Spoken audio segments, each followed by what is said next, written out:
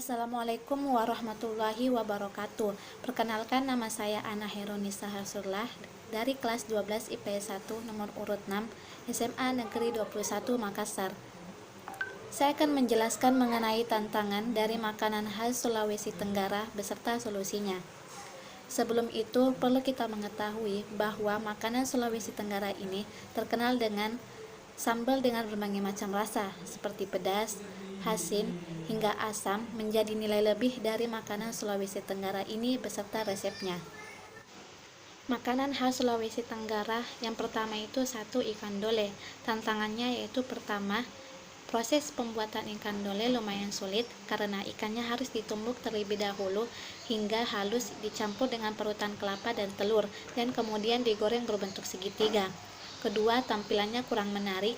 Ketiga, kurang variasi. Keempat, memiliki bau yang cukup amis karena terbuat dari ikan tenggiri. Solusi yang saya akan berikan yaitu satu, dengan memperbanyak variasi. Kedua, melakukan promosi kepada masyarakat. Ketiga, meningkatkan tampilan kepada makanan agar lebih menarik di mata konsumen. Yang kedua itu pisang epe atau pisang bakar. Tantangannya yaitu satu, banyak dijalankan oleh pengusaha sehingga persaingan bisnisnya cukup tinggi. Kedua, jika tidak mengolah pisang bakar dengan baik, maka bisnis ini pun akan kalah saing dengan pembisnis lainnya. Solusi yang saya akan berikan yaitu satu, jika ingin menjalankan bisnis pisang bakar, maka harus mampu bersaing dengan cara memberikan produk pisang bakar dengan pilihan topik yang menarik, serta memperhatikan kualitas bahan baku dari pisang tersebut agar dapat bersaing dengan pedagang lainnya. Ketiga, bagia. Tantangannya itu satu, makanan ini bersifat keras atau susah dimakan dan orang yang tidak terbiasa memakannya akan kesulitan. Kedua, kurangnya variasi dari makanan ini. Solusi yang saya akan berikan yaitu satu, melakukan variasi. Kedua, dengan pengolahan dan pemilihan bahan yang tepat, sebaiknya kue bagia ini dibuat lebih agak lunak agar orang yang tidak terbiasa memakannya akan lebih mudah untuk mengkonsumsinya. Keempat, kapusunosu. Tantangannya yaitu satu, meskipun mudah dibuat tetapi tampilannya dan pengemasannya kurang menarik. Solusi yang saya akan berikan yaitu sebaiknya jika ingin meningkatkan kualitas makanannya, lebih baik jika pengemasan dan tampilan dari makanan ini ditingkatkan dan diperbarui serta melakukan promosi baik itu secara langsung maupun melalui sosial media. Kelima, lapa-lapa. Tantangannya yaitu satu, proses pembuatannya yang lama dan memakan waktu. Kedua, mudah basi dan hanya bertahan sampai 1-2 hari. Solusi yang saya akan berikan yaitu agar tidak cepat basi, lapa-lapa sebaiknya disimpan di dalam kulkas. Jika disimpan di dalam kulkas lalu dipanaskan, dapat bertahan sampai 1 minggu. Keenam, kabuto. Tantangannya yaitu satu, proses pengolahannya cukup lama karena ubi dan singkongnya dibersihkan lalu dijemur dan dibiarkan sampai mengering dan berjamur.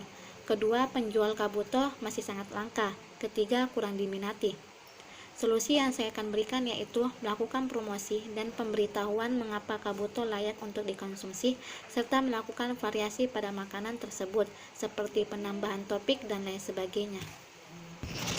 Ketujuh, sinonggi. Tantangannya yaitu awalnya merupakan makanan pokok tetapi pada saat ini sudah mulai langka karena sebagian besar masyarakat sudah mengkonsumsi nasi.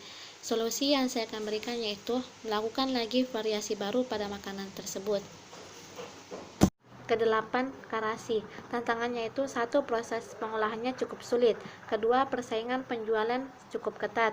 Solusi yang saya akan berikan yaitu membuat cita rasa karasi menjadi khas, unik, berbeda dari penjual lain, serta memperhatikan bahan baku dan kualitasnya agar bisa memenangkan persaingan penjualan. Kesembilan, kaswami. Tantangannya yaitu resep pembuatannya cukup mudah, namun dalam proses perebusan atau penggorengan ubinya harus dilakukan dengan hati-hati karena bisa saja ubinya jadi beracun karena diproses secara singkat. Solusi yang saya akan berikan yaitu agar hasilnya maksimal, proses pembuatan kaswami harus dilakukan dengan hati-hati, yaitu memperhatikan teknik pengolahan dan perebusan yang bagus guna mendapatkan keuntungan yang maksimal bagi wirausaha kaswami.